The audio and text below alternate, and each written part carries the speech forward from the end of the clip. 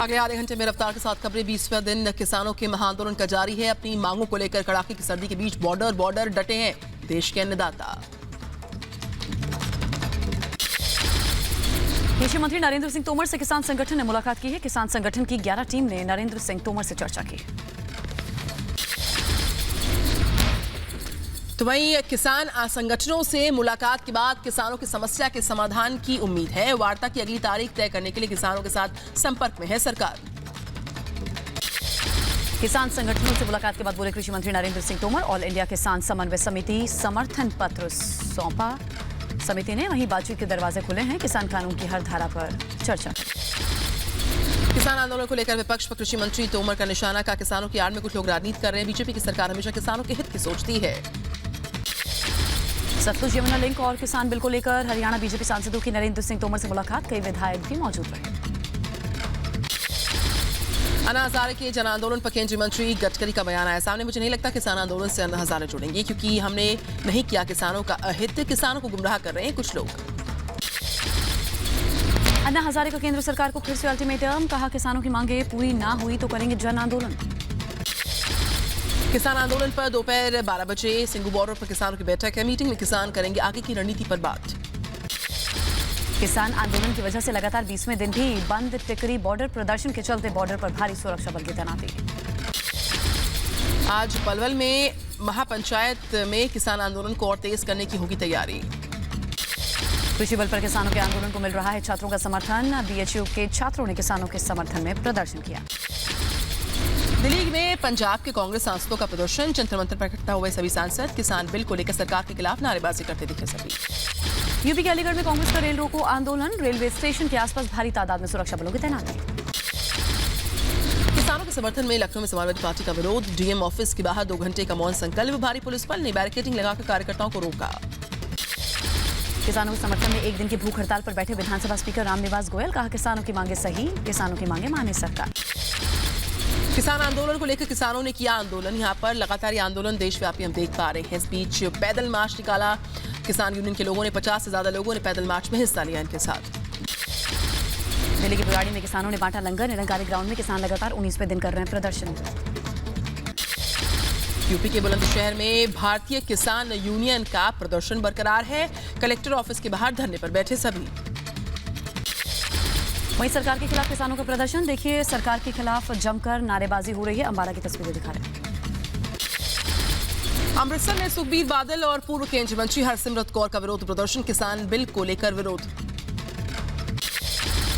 Republic से खास बातचीत में बोले किसान नेता राकेश टिकैत। कहा कुछ लोग आंदोलन को हाईजैक करने की कर रहे हैं कोशिश। ऐसे लोगों पर हमारी नजर है। ये सिर्फ किसान मुद्दे का आंदोलन है। सियासत भी इस पर जारी है। लगातार किसान मुद्दे पर केजरीवाल का बयान आया सामने। का नए कानून से किसानों को नुकसान होगा, जमाखोरी करने वालों को मुनाफा होगा।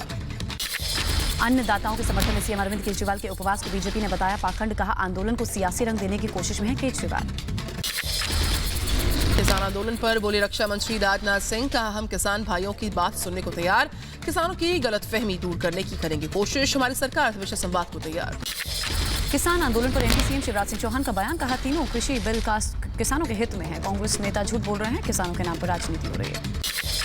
मध्य प्रदेश के किसानों को कृषि बिल पर जागरूक करने के लिए बीजेपी ने कमर कस ली है। मुख्यमंत्री शिवराज सिंह और प्रदेश अध्यक्ष वीडी शर्मा करेंगे जन जागरण अभियान। किसान आंदोलन पर बोले हरियाणा के डिप्टी सीएम दुष्यंत चौटाला। कहा चर्चा से ही समाधान निकलेगा। सरकार चर्चा को तैयार। मेरा मानना है कि किसान संगठनों को आगे आना चाहिए। 17 दिसंबर को योगी बरेली में किसानों को करेंगे संबोधित। किसान सम्मेलन में हिस्सा लेंगे। दिल्ली सरकार के मंत्री गोपाल राय का बीजेपी पर हमला। कहा केंद्र सरकार अपनी मनमानी कर रही है। किसानों के मुद्दे को भटकाने की कोशिश है। टीआरपी स्कैम केस में रिपब्लिक टीवी के सीईओ की रिमांड आज हो रही है खत्म। आज पुलिस विकास कंचनदानी को पेश करेगी। रिपब्लिक के एवीपी घनश्याम सिंह मामले में एनएचआरसी ने संज्ञान लिया। एनएचआरसी ने 4 हफ्ते में मांगा जवाब। एनएचआरसी ने महाराष्ट्र के डीजीपी और आईजी जेल से जवाब मांगा है। सीईओ विकास कंचनदानी की गिरफ्तारी पर एमएचआरसी का डीसीपी क्राइम ब्रांच को नोटिस है। 16 दिसंबर को जवाब देने को कहा गया। देश भर में रिपब्लिक के सीईओ की गिरफ्तारी का विरोध हो रहा है। केंद्रीय मंत्री प्रकाश जावड़ेकर ने कहा रिपब्लिक टीवी को निशाना बनाया गया। रिपब्लिक नेटवर्क के सीईओ की गिरफ्तारी पर गृह राज्य मंत्री जी किशन रेड्डी का बयान आया सामने। बोले महाराष्ट्र सरकार सोनिया सिन्हा बदले की राजनीति कर रही है। मीडिया से बदला लेने वाली सरकारें देश में ज्यादा समय तक टिक नहीं पाती। रिपब्लिक सीईओ के खिलाफ कार्रवाई पर बीजेपी का महाराष्ट्र सरकार पर निशाना। कहा, बार बार महाराष्ट्र सरकार सुप्रीम कोर्ट की अवमानना कर रही है। रिपब्लिक पर गैर कानूनी और बदले की भावना से कार्रवाई की जा रही है।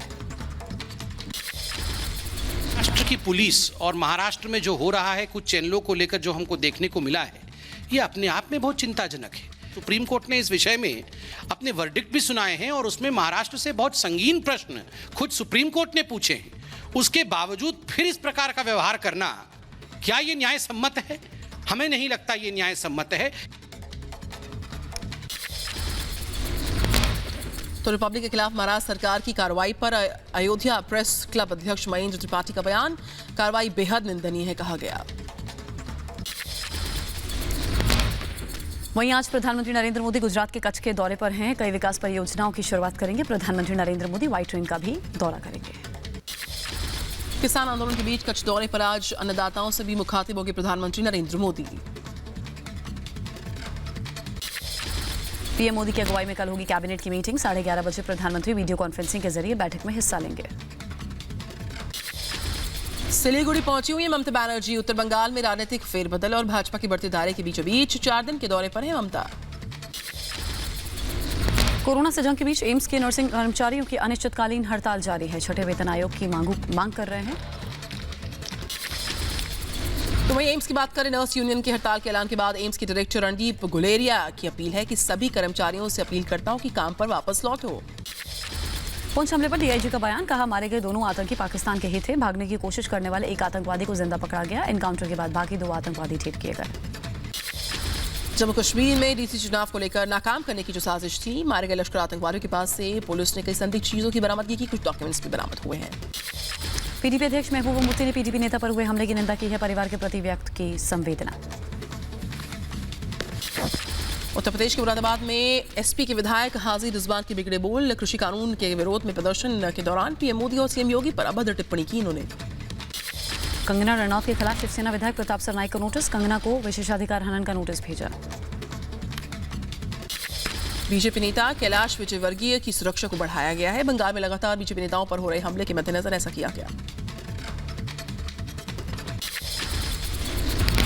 वहीं पंचायत चुनाव में बीजेपी का शानदार प्रदर्शन जारी। गोवा में एक तरफा जीत। 48 में से 31 सीटें बीजेपी जीती। कांग्रेस को मिली मात्र 4 सीट। भारत के पहले उप प्रधानमंत्री और गृह मंत्री सरदार वल्लभ भाई पटेल की पुण्यतिथि आज है। 15 दिसंबर 1950 को हुआ था सरदार पटेल का निधन। सरदार वल्लभ भाई पटेल को प्रधानमंत्री नरेंद्र मोदी ने नमन किया। सरदार पटेल की पुण्यतिथि पर प्रधानमंत्री मोदी ने ट्वीट कर लिखा, देश की एकता, अखंडता और संप्रभुता की रक्षा करने के लिए सरदार वल्लभ भाई पटेल हमेशा प्रेरित करते रहेंगे। सीएम आवास के बाहर नगर निगम के फंड को जारी करने की मांग को लेकर दिल्ली के मेयर्स के प्रदर्शन का 9वां दिन आज है। 13,000 करोड़ के फंड को जारी करने की तुरंत मांग इन सभी की। ममता राज में बेखौफ हुए टीएमसी के कार्यकर्ता। मुर्शिदाबाद में बीएसएफ जवान को पीटने के खिलाफ केस दर्ज। टीएमसी एमएलए जितेंद्र तिवारी की पश्चिम बंगाल के मंत्री फिरहाद हकीम को चिट्ठी। कहा कि राजनीतिक कारणों के चलते, राज्य सरकार के चलते केंद्र की परियोजना का बंगाल को नहीं मिला फायदा। पश्चिम बंगाल को स्मार्ट सिटी मिशन परियोजना के तहत चुना गया था। बीजेपी और यूडीएफ के चुनाव आयोग पहुंचने पर बोले सीएम पिनरई विजयन। कहा, फ्री कोरोना वैक्सीन का ऐलान आचार संहिता कोड का उल्लंघन नहीं। पत्रकार के सवाल पर दिया था जवाब। मुंबई में फिर से पूछताछ के लिए एनसीबी के दफ्तर पहुंची कॉमेडियन भारती सिंह। इससे पहले भी भारती और उनके पति हर्ष टिम्बाचिया से हो चुकी है पूछताछ। एरोस्पेस वैज्ञानिक रोद्दम नरसिम्हा का बेंगलुरु में निधन हुआ। ब्रेन हैमरेज की वजह से मौत हुई है। 87 साल की उम्र में अंतिम सांस ली। आश्रम वेब सीरीज पर बढ़ गया बवाल। सेशंस कोर्ट ने भेजा बॉबी देओल और प्रकाश झा को नोटिस। वेब सीरीज के जरिए धार्मिक भावनाओं को आहत करने के आरोप। मामले की अगली सुनवाई 11 जनवरी को। नई मुसीबत में कंगना रनौत। कंगना ऋतिक रोशन केस में मुंबई क्राइम ब्रांच को सौंपा गया। इससे पहले साइबर सेल के पास था केस। हाथरस केस में चौंकाने वाला खुलासा हुआ। खेल में रऊफ शरीफ ने मथुरा से पकड़े गए पीएफआई सदस्यों को भेजा था पैसा। वहीं केरल में निकाय चुनाव के तीसरे चरण का मतदान। तीसरे चरण में 50% से ज्यादा वोटिंग। 354 स्थानीय निकायों के लिए मतदान। निकाय चुनाव पर बोले संबित पात्रा। बोले भ्रम का माहौल बना रहा विपक्ष। निकाय चुनाव में जनता से बीजेपी पर भरोसा जताया है। कोलकाता में सीडीएस बिपिन रावत ने 17A फ्रिगेट युद्धपोत का उद्घाटन किया। 17A के तहत 3 युद्धपोत का निर्माण किया जाएगा। बीएसएफ के बैटन रिले में शामिल हुए केंद्रीय मंत्री गजेंद्र सिंह शेखावत। 1971 वॉर के वीरों की याद में आयोजित किया गया था 180 किलोमीटर का बैटन रिले। तमिलनाडु सीएम ई पलानीसामी ने चेन्नई में मिली क्लिनिक प्रोजेक्ट का उद्घाटन किया। पूरे तमिलनाडु में मिनी क्लिनिक प्रोजेक्ट के तहत लगभग 2000 क्लिनिक खोलने की योजना है। राम जन्मभूमि मंदिर निर्माण समिति ने राम मंदिर के डिजाइन के लिए एक विशेष समिति का गठन कर लिया है। इंजीनियर्स की एक विशेषज्ञ समिति नींव डिजाइन की समीक्षा से जुड़े तमाम कामकाज को देखेगी। हिमाचल प्रदेश के राज्यपाल बंडारू दत्तात्रेय की गाड़ी दुर्घटनाग्रस्त हुई। हादसा तेलंगाना के यादवी भुवनागिरी जिले में हुआ। हादसे में किसी को चोट नहीं आई है। कर्नाटक में परिवहन कर्मियों से वापस की हड़ताल, फिर से शुरू की गई बस सेवा। 10 में से 9 मांगों पर राज्य सरकार ने अपनी सहमति को जता दिया। अहमदाबाद में हड़ताल पर डॉक्टर, मांग पूरी नहीं होने पर धरना दिया। दिल्ली एनसीआर में छाई कोहरे की घनी चादर। जीटी करनाल रोड पर विजिबिलिटी कम होने के चलते लोगों को करना पड़ा परेशानियों का सामना। दिल्ली समेत उत्तर भारत में बढ़ेगी ठंड। मौसम विभाग का अलर्ट, 5 डिग्री तक गिरेगा तापमान। अगले 24 घंटे तक पहाड़ों पर बर्फबारी का अनुमान। जूनियर्स जोजिला में फिर से भारी बर्फबारी जारी। लद्दाख को जम्मू कश्मीर से जोड़ने वाले कई रास्ते बाधित। भारी बर्फबारी के चलते हाईवे के दोनों तरफ सैकड़ों गाड़ियां फंसी हुई। भोपाल में भी छाई धुंध की घनी चादर। मौसम में बदलाव के बाद सर्दी बढ़ी। पश्चिम बंगाल के मुर्शिदाबाद में पुलिस ने ड्रग्स तस्कर को किया गिरफ्तार। 40,000 ड्रग्स टैबलेट के साथ पुलिस ने 3 लोगों को गिरफ्तार कर लिया है। ग्रेटर नोएडा यमुना एक्सप्रेसवे पर भीषण सड़क हादसा हुआ। डिवाइडर से टकराई कार। घटना में 3 लोगों की मौत, 2 जख्मी। फिरोजाबाद में 10 साल की मासूम के साथ दुष्कर्म का मामला सामने आया है। पूर्व प्रधान के घर पर दावत में गई थी बच्ची। आरोपी की तलाश में पुलिस जुटी हुई। कानपुर में रशियन महिला से रेप का मामला सामने आया। महिला ने कर्नल पर लगाया आरोप। पुलिस ने पीड़िता को मेडिकल के लिए भेजा अस्पताल। मुंबई स्टेशन पर आरपीएफ जवानों की समझदारी से बच गई महिला की जान। चलती ट्रेन में प्लेटफॉर्म और ट्रेन के बीच फंस गई थी महिला। यूपी के मथुरा में पुलिस पर हमला। 4 लोगों ने लाठी डंडों से तोड़फोड़ की। कई पुलिस वालों की हालत गंभीर है। इलाज के लिए अस्पताल में भर्ती कराया गया।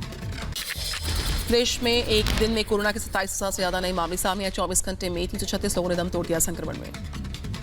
देश में कोरोना संक्रमितों की संख्या 99 लाख के पार पहुंची। मौत का आंकड़ा 1,43,000 पहुंचा। दिल्ली में धीमी पड़ी रफ्तार। कोरोना की 1,376 नए मामले सामने आए। 24 घंटे में 60 लोगों की मौत हुई। महाराष्ट्र में एक दिन में 2000 से ज्यादा नए कोरोना मामले सामने आ चुके हैं। 24 घंटे में कोरोना से 60 लोगों ने दम तोड़ा।